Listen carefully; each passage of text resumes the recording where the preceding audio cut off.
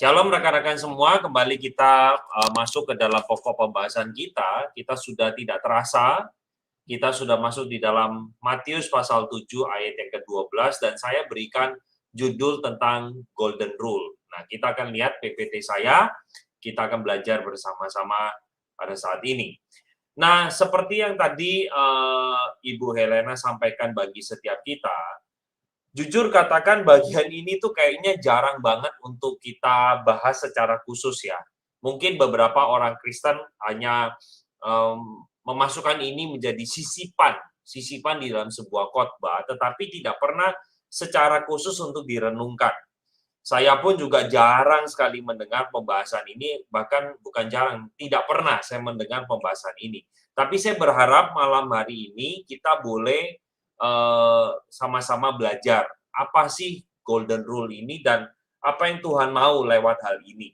Nah, terlebih dahulu saya ajak kita melihat di dalam teks Alkitab kita yaitu Matius 7 ayat 12 sampai ke 14.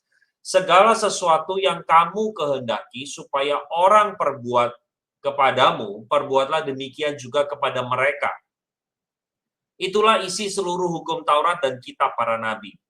Masuklah melalui pintu yang sesat itu, karena lebarlah pintu dan luaslah jalan yang menuju kepada kebinasaan, dan banyak orang yang masuk melaluinya. Karena sesatlah pintu dan sempitlah jalan yang menuju kepada kehidupan, dan sedikit orang yang mendapatinya. Sampai di sana pembacaan kita pada saat ini. Nah, rekan-rekan sekalian, Golden Rule ini saya harus katakan, itu adalah kesimpulan pertama dari pengajaran pasal 7 yang sudah disampaikan. Kenapa saya mengatakan kesimpulan pertama? Karena hal ini ada sebuah kata yang ada dalam bahasa Inggris dan rupanya terjemahan Indonesia dihilangkan. Yaitu kata so whatever. Nah, kata so ini dihilangkan. Nah, dan juga muncul di dalam terjemahan NASB dan juga NIV. Dikatakan ada kata so di sana. Kalau tadi kita sudah baca di dalam bacaan kita bahasa Indonesia, cuma dikatakan segala sesuatu yang kamu kehendaki supaya orang perbuat kepadamu. Kata so-nya hilang. Nah, karena ada kata so, saya jadi melihat ayat ini merupakan sebuah kesimpulan yang Tuhan Yesus ajak setiap kita untuk menutup perintah Tuhan soal jangan menghakimi. Jangan menghakimi. Kalau kita ingat pasal 7 ayat 1 sampai 5, di sana disampaikan bagaimana kita jangan memakai standar penghakiman itu sesuai dengan standar kita. Nah, pada akhirnya Yesus memberikan sebuah kesimpulan, kalau kamu mau orang lain perbuat terhadap kamu, kamu harus perbuat itu terlebih dahulu kepada orang lain. Nah, kita tahu bersama-sama teman-teman bahwa Konfusius, yaitu hidupnya sebelum zaman Tuhan Yesus, dia menyampaikan lebih negatif. Negatif itu maksudnya gini, dia pernah menyampaikan di dalam kehidupannya bahwa kalau kamu tidak mau orang berbuat kepada kamu, kamu jangan lakukan itu terhadap orang lain. Kalau Yesus di dalam bagian ini lebih positif atau lebih aktif. Kalau kamu mau supaya orang lain melakukan itu terhadap kamu, kamu lakukan dulu buat orang lain. Jadi begini, saya ingin katakan bahwa Golden Rule ini menjadi sebuah standar untuk kita berrelasi antar sesama. Jadi kalau kita mau dihargai, hargai orang lain. Kalau kita itu mau dicintai, cintai orang lain dulu. Nah, terkadang kita itu suka maunya itu pusatnya ke saya. Saya mau dihargai, saya mau dicintai, saya itu mau diperhatikan. Intinya pusatnya ke saya. Sementara Yesus mengingatkan, kalau kamu mau itu terjadi kepadamu, lakukanlah kepada orang lain. Begitu. Jadi ada satu usaha aktif yang kita perlu lakukan. Dan Golden Rule ini berlaku di dalam kita berkata-kata, berperilaku, dan juga di dalam kita mengambil keputusan. Jadi Golden Rule ini dikatakan juga di dalam bagian ayat 12 bahwa ini adalah hukum dari hukum Taurat dan juga kitab para nabi.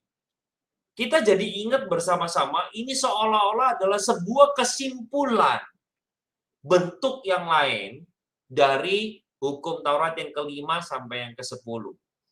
Kenapa saya ngomong bentuk yang lain? Karena kita sudah juga dengar bagian lain di dalam Injil Matius, bahwa Yesus menyimpulkan hukum Taurat itu ke dalam dua hukum kasih. Ingat ya kita ya, kasihilah Tuhan Allahmu dan juga kasihilah sesamamu seperti dirimu sendiri.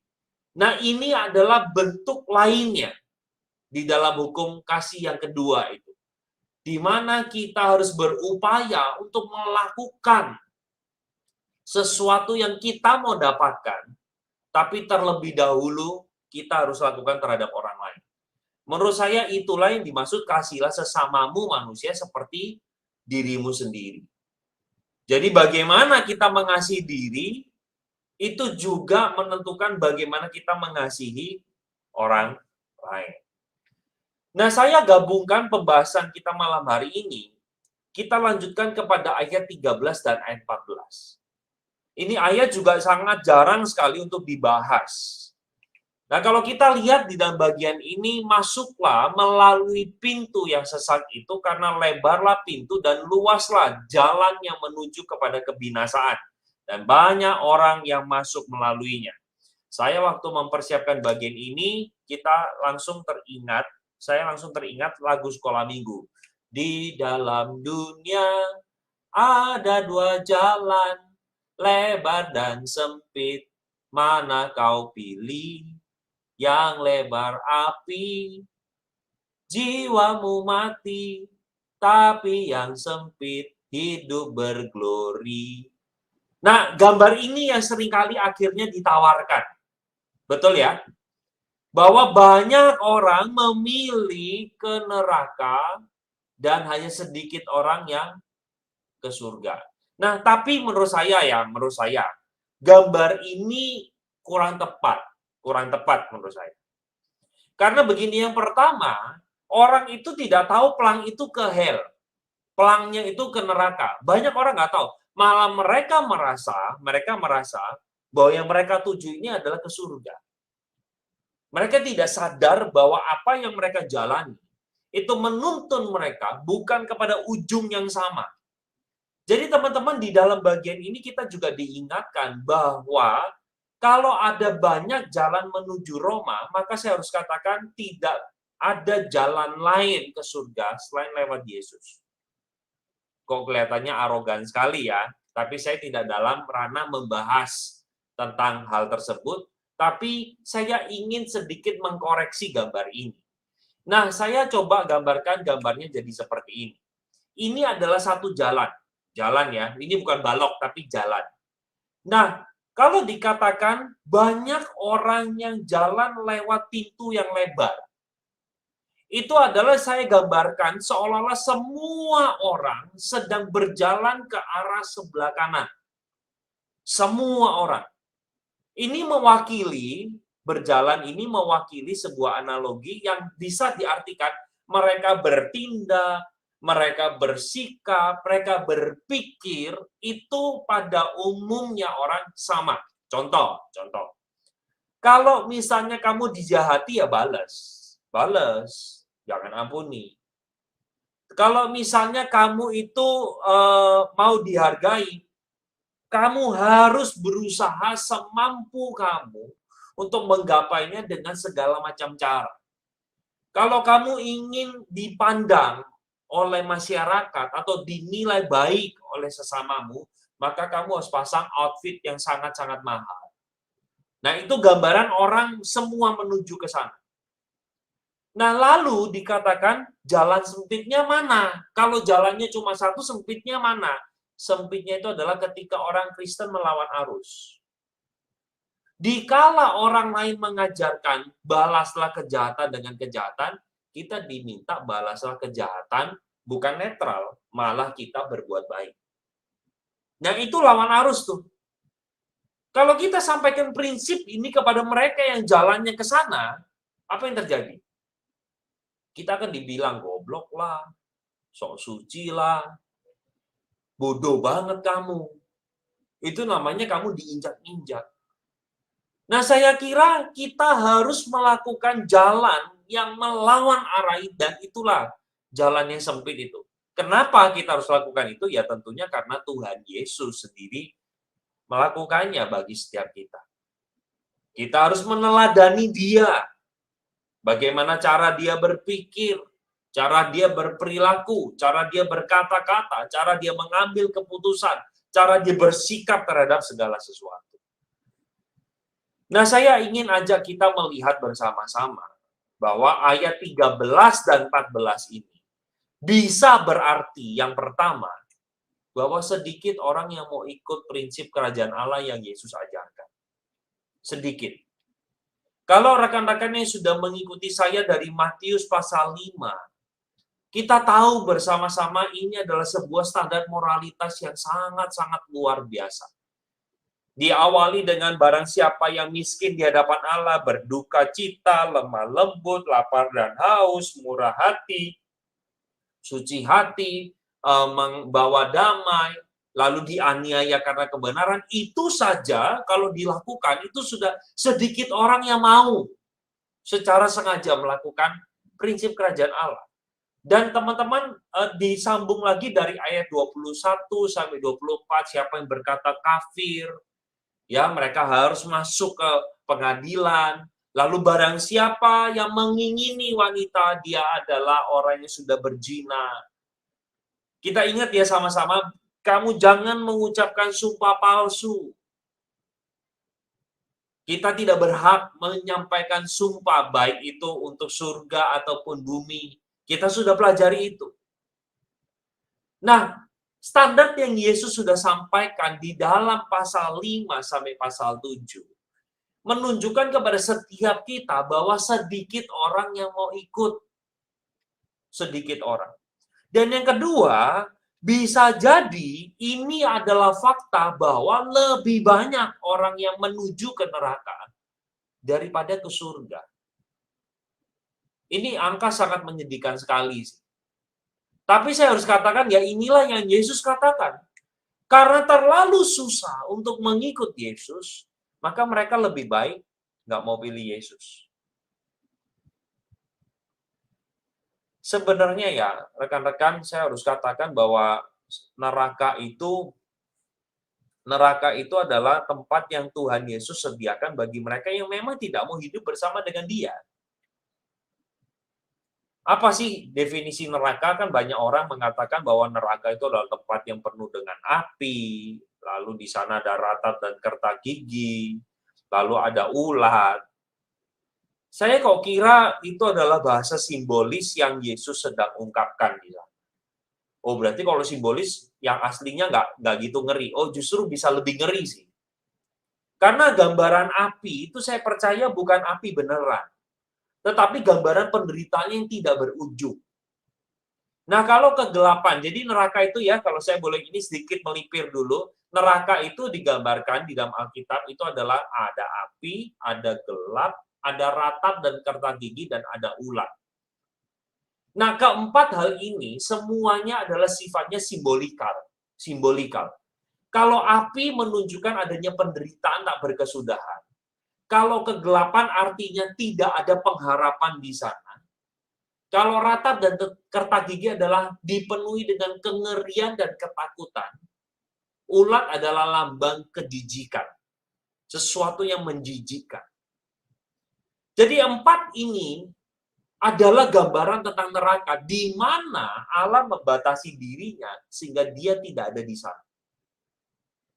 Nah, selama ini ketika kita menginjili si A, si B untuk percaya pada Tuhan Yesus, menjadikan Tuhan Yesus Raja dan Juru Selamat, dan mereka memilih tidak mau mengikutinya, maka sebenarnya Tuhan Yesus sedang memenuhi keinginan mereka. Karena engkau tidak mau ikut aku, ya nggak apa-apa. Itulah tempatnya neraka, aku sudah sediakan di sana. Jadi, jauh dari bayangan kita mungkin bahwa Tuhan Yesus itu sengaja mau nyiksa, enggak. Tuhan Yesus menurut saya dia memenuhi apa yang menjadi keinginan orang itu. Ada banyak orang, rekan-rekan saya harus katakan ya, baik itu dia non-Kristen ataupun banyak orang Kristen palsu juga, yang tidak mau hidup sungguh-sungguh kok bagi Yesus. Kalau ditanya soal kamu mau baca Alkitab nggak? Oh, jangankan mau baca, ya buka aja ogah-ogahan gitu. Nggak disuruh belajar loh, baca saja itu nggak mau. Lah orang Kristen kalau nggak mau baca Alkitab, bukankah itu sebuah hal yang aneh, bukan? Kalau kita mengatakan saya cinta Yesus, tapi kita tidak pernah mau tahu kehendak Dia, saya kira kekristenan kita ada dalam sebuah masalah. Nah, pertanyaan terakhir adalah, kenapa kok sedikit orang? Kenapa kok nggak dibalik? Kenapa nggak banyak orang aja yang masuk ke surga? Nah, saya coba pikirkan kenapa bisa sedikit. Karena orang lain itu nggak sadar bahwa jalan besar itu menuju kebinasaan. Nah, gambar ini, saya sengaja tunjukkan gambar ini, karena realitanya orang itu tidak melihat itu hell. Orang banyak itu menuju ke sana, itu mereka tidak berpikir bahwa itu adalah menuju kepada kebinasaan. Mereka berpikir itu menuju kepada hal yang baik dalam hidup mereka. Dan yang kedua, kenapa sedikit? Karena banyak orang Kristen juga sebenarnya disesatkan oleh pengajaran yang nggak benar. Kita sudah dengar banyak sekali gereja-gereja tertentu itu mengkhotbahkan tentang berkat, berkat, berkat, dan berkat. Ikut Yesus itu pasti mengalami berkat yang naik, bukan turun. Yang sakit pasti disembuhkan, yang miskin pasti diperkaya. Nah, menurut saya itu ada ajaran-ajaran yang bukan bersumber kepada apa yang menjadi semangat Alkitab. Dan yang terakhir, kenapa bisa sedikit? Karena ya nggak banyak orang sih yang mau ikut Yesus. Ada banyak orang mau ikut dia karena dia dapat sesuatu. Sekarang kalau ikut Yesus, pahalanya adalah sangkal diri dan pikul salib. Masih mau ikut Yesus nggak? Ragu-ragu kan? Seringkali kita akhirnya mau ikut Yesus karena supaya aku tidak masuk neraka. Kenapa saya mau ikut Yesus? Ya supaya saya dapat berkat. Tapi kita lupa, harusnya kita ikut Yesus itu adalah karena dia benar. Bukan karena saya nanti dapat A, B, C, D, E, F, G. Kalau A, B, C, D, E, F, G-nya nggak dapat, masih mau ikut Yesus nggak? Itulah yang terjadi kepada 12 murid yang ditantang oleh Yesus. Ketika orang banyak semua meninggalkan Yesus, Yesus juga tantang mereka. Kamu nggak pergi sekalian aja. Silakan pergi. Karena orang banyak menanti lagi 5 roti 2 ikan, peristiwa itu. Tapi Yesus katakan, kamu nggak mau pergi sekalian. Petrus jawab, kepada siapa lagi kami pergi? Berarti Petrus tahu dia ikut Yesus karena dia tahu Yesus ini siapa, bukan karena Yesus bawa apa. Nah, Tuhan ingin kita menjadi orang-orang Kristen yang seperti itu. Nah, saya rindu rekan-rekan, mari kita belajar. Di dalam kehidupan kita, kita belajar kekristenan yang benar. Dan bukan hanya itu, tapi kita hidup di dalam jalan itu. Jadi kita bertumbuh mengenal Tuhan, itu belajar dari firman Tuhan, yang terus akhirnya membawa kita makin mengenal siapa Tuhan kita. Kiranya penjelasan saya ini boleh menolong kita memahami ayat 12, 13, dan 14. Tuhan Yesus memberkati.